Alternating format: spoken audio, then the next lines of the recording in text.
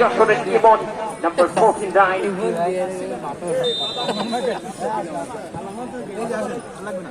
চমৎকার একটি লং বলটা বাড়িয়েছে করছি প্রায় মিনিটের খেলা কিন্তু অতিবাহিত হয়েছে দুই দল অর্থাৎ সাউথিয়া যশোর 0 অপরদিকে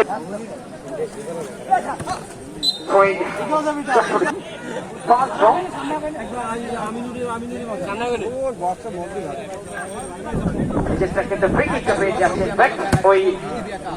রূপালী football academy number 5 Abu Saeed তিনি কিন্তু গিয়েছিলেন করবার জন্য তবে শেষ পর্যন্ত পোস্টের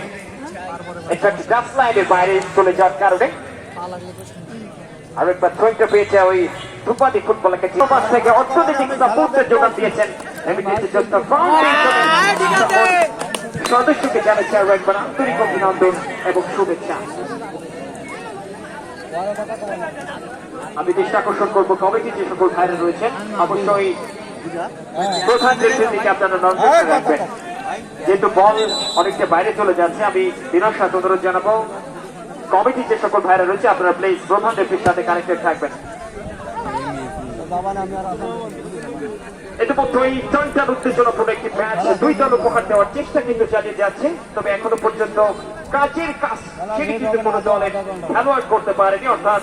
0-0 অবস্থা সাউথিয়া যশোর 0 অপরদিকে রূপালী ফুটবল একাডেমি 0 সাউথিয়া আক্রমণে যাওয়ার চেষ্টা নাম্বার 4 চমৎকার একটি পাস আরেকবার নাম্বার 4 দূর থেকে shot straight to the keeper Arman ছিলেন অবশ্য রূপালী ফুটবল একাডেমি দলীয় গোলরক্ষক তবে শেষ পর্যন্ত ক্রেডিটটা কিন্তু দিতেই হবে। আরো একবার আক্রমণে যশোর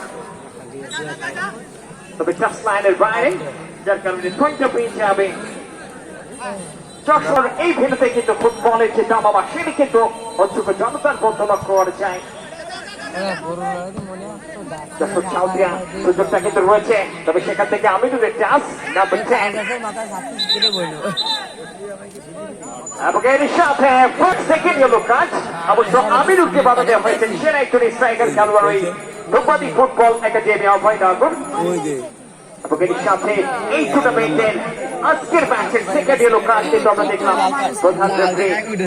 জাতীয় রেফারি বাংলাদেশ ফুটবল ফেডারেশনের অন্যতম চৌকস প্রশিক্ষিত একজন রেফারি যারা হুমায়ুন কবির নাম্বার 13 রংচে বলটা বাড়িয়েছিলেন ওই তরিক তবে শেষ পর্যন্ত নিয়ন্ত্রণটা দিতে পারবেন কিনা দূর থেকে shot straight to the keeper Emon ছিলেন সেখানে প্রস্তুত নাম্বার 49 বিপদের ঘন ঘটা সেটা কিন্তু তৈরি হয়নি।